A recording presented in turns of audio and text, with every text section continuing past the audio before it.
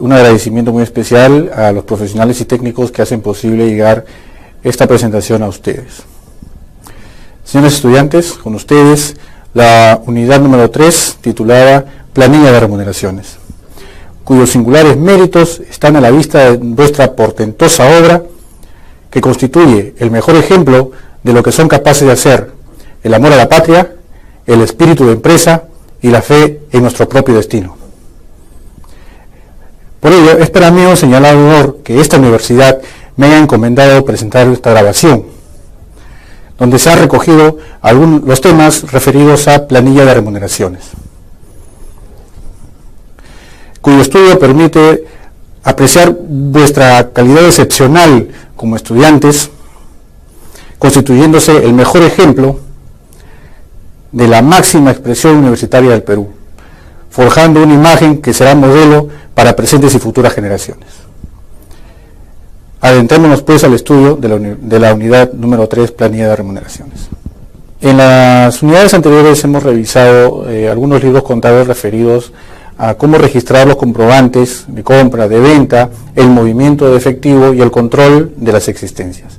Bien, otro de los registros auxiliares y principales más importantes que haremos estudio en esta unidad se trata de la planilla de remuneraciones. Hay que hacer una diferenciación un tanto específica aquí en lo que se trata de trabajadores de la empresa y personas que trabajan para la empresa. Me refiero a las personas que ejercen actividades dependientes y también las personas que ejercen actividades independientes. Bien, de acuerdo a la estructura de la ley del impuesto a la renta, tenemos 5 categorías de renta. La cuarta categoría está referida al trabajo de alguna profesión, ciencia, arte u oficio en calidad de independencia, y la quinta referida a la actividad de cualquiera de estas actividades de profesión, ciencia, arte u oficio en calidad de dependencia. ¿Qué es lo que diferencia a ambas categorías? Precisamente el nivel de dependencia que tengan respecto a la empresa. Es decir, si hay una subordinación entre el trabajador y la empresa, estamos hablando de personal que está afecto a la quinta categoría, entre tanto que si son independientes, es decir, simplemente le prestan un servicio a la empresa, estamos hablando de un ejercicio independiente y eso es cuarta categoría.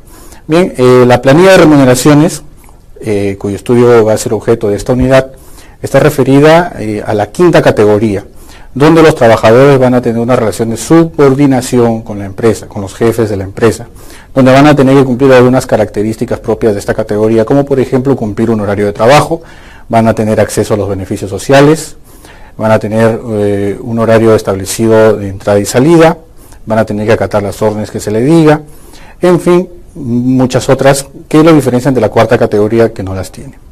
Bien, en este momento vamos a proceder con el tema número 1, planilla de remuneraciones, aspectos generales.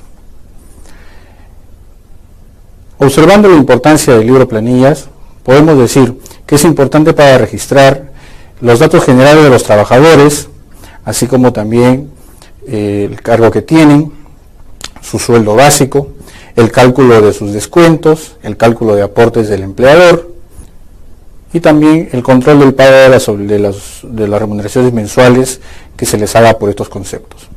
Los objetivos del libro Planillas sirve para llevar un cálculo de todos los aportes que se le hagan al trabajador de parte del empleador de la empresa.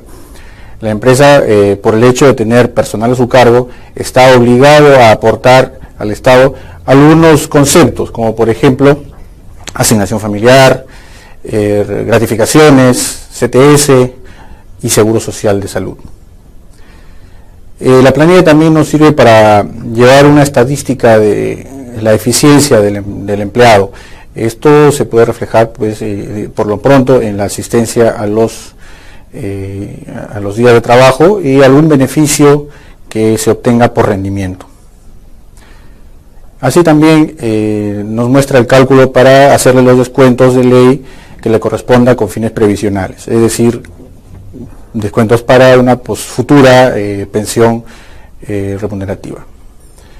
La planilla de remuneraciones fue normada a través del Decreto Supremo número 001 en el año 1998, que afecta a todos los trabajadores que estén afectos al régimen privado laboral, para lo que es el cálculo de sus beneficios sociales y también lo que significa el llevado y conservación de las planillas de remuneraciones. ¿Quiénes están obligados a llevar planillas? Están obligados a llevar planillas y otorgar boletas de pago todos los empleadores que estén sujetos al régimen de la actividad privada laboral. A buena cuenta, esto es la mayoría de empresas, industrias y negocios que funcionan actualmente en el Perú. Las formas para llevar a las planillas pueden ser diversas, puede ser manual, pueden ser electrónicas, puede ser a través de microformas, y ahora también están haciéndose declaraciones de planillas a través de una herramienta que ya es muy conocida, el PDT, cuyo formulario es el 601. Bien, una vez que los empleadores tengan a su cargo a los empleados, estos tienen 72 horas para ponerlos en planillas, para comunicar su inclusión en planillas. Esto es, aun si el convenio, aun si el vínculo entre ambas partes sea de un contrato a tiempo parcial.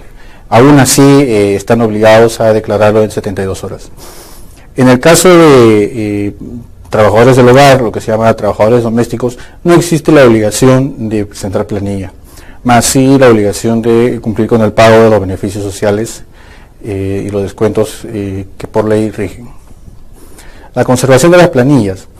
Todos los empleadores, con excepción del sector público, están en la obligación de conservar las planillas por un espacio mayor a 5 años, en cuyo caso van a tener que entregarlos a la ONP. Los beneficios sociales que están afectos los trabajadores son los siguientes. Vemos la diapositiva. Tenemos descuentos, como por ejemplo el Sistema Nacional de Pensiones, descuentos por administradora de fondos de pensiones, las AFP, el impuesto de quinta categoría, que es el impuesto que rige esta categoría de renta, y otros como por ejemplo descuentos por algún adelanto o préstamo o descuentos judiciales, entre otros. Asimismo, también el empleador va a tener que realizar algunos aportes, como por ejemplo el aporte por salud, tenía que aportar para el SENATI, el Seguro Complementario de Trabajo Riesgo, SSTR, la asignación familiar. Bien, ahora hablaremos un poco del contrato de trabajo. El contrato de trabajo está contemplado según la ley como el documento que expresa la voluntad de ambas partes de tener un vínculo laboral, uno como empleador y otro como empleado. Este contrato especifica expresamente las obligaciones de ambas partes, que está obligado a hacer el trabajador y que está obligado a hacer el empleador. Este contrato también da los pormenores de la actividad a realizarse y deja bastante en claro la relación de subordinación del empleado respecto al empleador. Un contrato se celebra de manera voluntaria y constituye una prueba irrefutable del vínculo entre las dos partes. La boleta de pago. La boleta de pago es un documento que se le entrega al empleado una vez hecho el pago de su remuneración mensual. La boleta de pago resume todos los conceptos remunerativos, descuentos y aportes del empleador que se hayan practicado en la planilla correspondiente. La entrega de la boleta de pago al empleado es obligatoria y a más tardar debe darse al día siguiente de la fecha de pago. La conservación de este documento es muy importante para acreditar no solamente el pago que el empleador le diera, sino también para acreditar el vínculo laboral entre ellos. Vamos a ver el formato de una boleta de pago, que debido a la extensión de la misma la hemos dividido en dos: el encabezado de la boleta de pago y el cuerpo en sí de la boleta de pago. Vamos a ver entonces la primera diapositiva, que tiene como título Encabezado de la boleta de pago. Ahí vemos la parte que mostramos es la parte superior, donde están, por ejemplo, el nombre, la fecha de nacimiento, la fecha de ingreso a trabajar del empleado, los días trabajados en el mes, así como las horas. Si ha tenido que cumplir su periodo vacacional en ese mes, también se indica la ocupación que desempeña el trabajador, su estado civil, y la cantidad, en la parte superior, la cantidad del sueldo básico. Pasando al segundo cuerpo, bien, acá tenemos cuerpo de la boleta de pago. Esta diapositiva nos permite visualizar todos los descuentos y aportes que se le hayan dado al trabajador en su planilla.